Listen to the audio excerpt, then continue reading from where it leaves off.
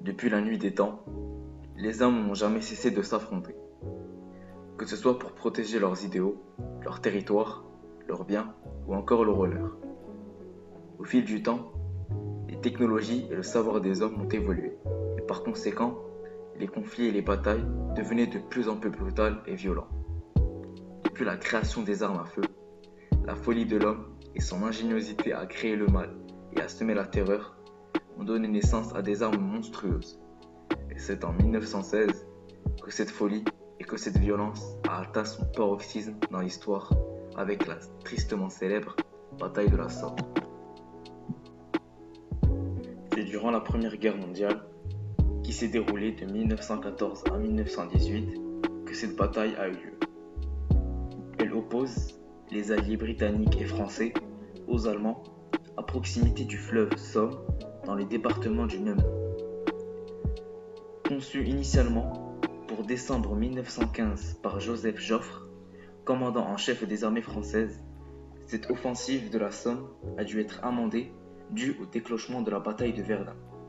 Et c'est le 21 février 1916 que Ferdinand Foch, général et maréchal de la France, qui fut chargé par Joffre de la mise en œuvre de cette offensive.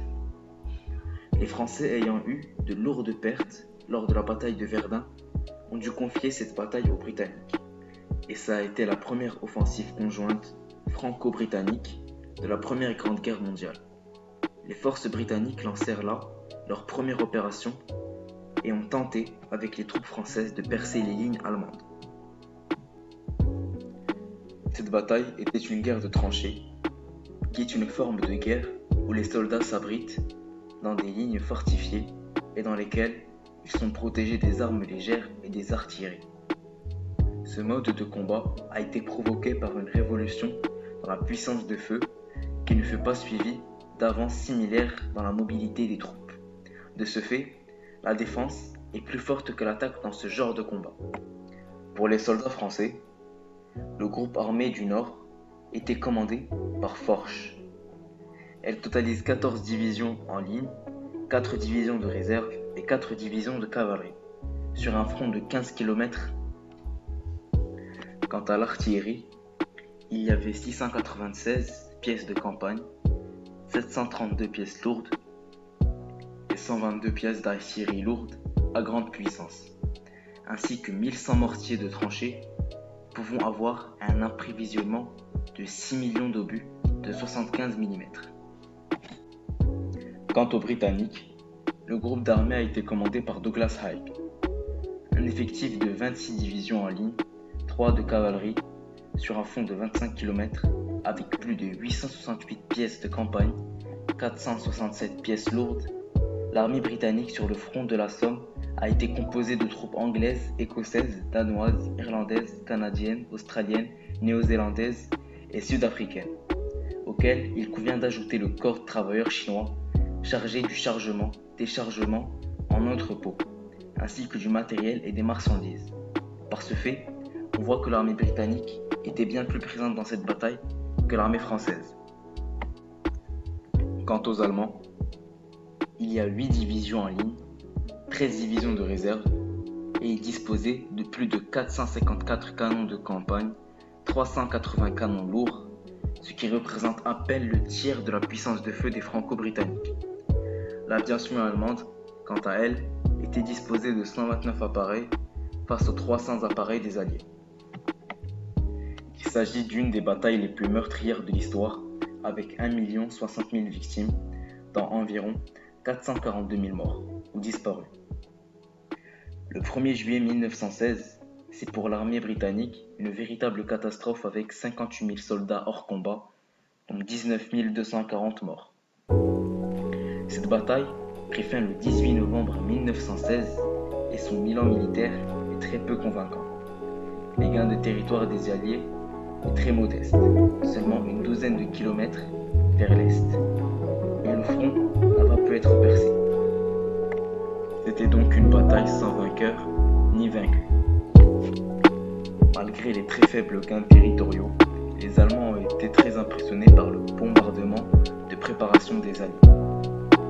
C'était à la suite de la bataille de la Somme que le le commandant des Allemands décide de commencer une guerre sous-marine à outrance, qui correspond à un type de bataille navale dans lequel des sous-marins sont amenés à couler des bateaux de la marine marchande sans avertissement, c'est-à-dire en contradiction du droit coutumier de la mer. Cette décision a été l'une des causes de l'entrée en guerre des États-Unis, provoquant un basculement du rapport de force. La bataille de la Somme a été d'une ampleur considérable par le nombre de nationalités impliquées ainsi que le nombre de morts, de disparus et de blessés de part et d'autre, par l'ampleur des destructions et par les traces qu'elle a laissées dans le sol même. Hormis les cérémonies commémoratives annuelles, chaque année, le 1er juillet, les Britanniques commémorent le début de la bataille de la Somme, cérémonie qui débute traditionnellement à 7h30. Chaque 25 avril, une cérémonie se déroule devant le mémorial national néo-zélandais de Long Bay dans le cadre de l'Anzac Day.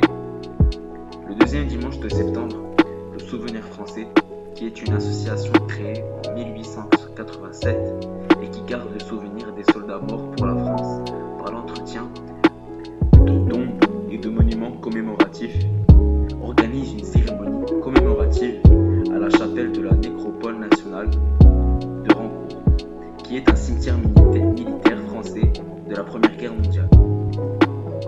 Cette bataille de la Somme se singularise cependant par deux innovations. Sur le plan militaire, par l'utilisation pour la première fois sur un champ de bataille d'une nouvelle arme, le char d'assaut, et par l'utilisation du cinéma à des fins de propagande pour la première fois. Un film intitulé La bataille de la Somme saisit une grande partie des horreurs de la guerre moderne, en incluant des images tournées lors des premiers jours de bataille. Des événements furent également couverts par les photographes et les peintres tels que François Flambeig, peintre officiel des armées françaises, dans les nombreux croquis et dessins de ces événements parus dans la revue intitulée L'Illustration.